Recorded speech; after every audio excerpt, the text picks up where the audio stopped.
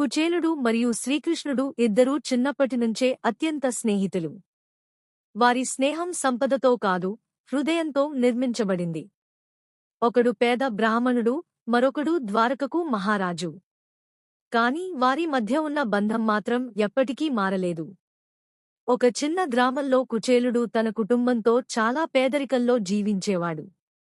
ఇంట్లో తినడానికి కూడా సరిపడా ఆహారం లేక రోజూ కష్టపడి జీవించేవాడు.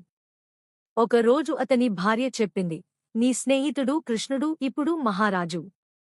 ఆయన దగ్గరకు వెళ్లి సహాయం అడుగు.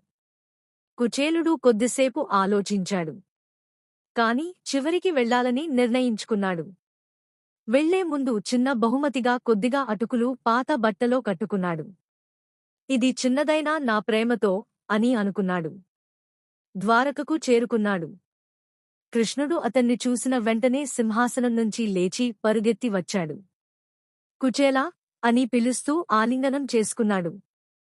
రాజు అయిన కృష్ణుడు తన స్నేహితుడిని గౌరవంగా కూర్చోబెట్టాడు. అతను తీసుకువచ్చిన అటుకులను ఎంతో ఆనందంతో స్వీకరించాడు.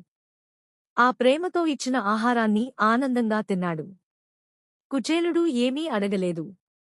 స్నేహం ముందు అన్నీ చిన్నవిగా అనిపించాయి.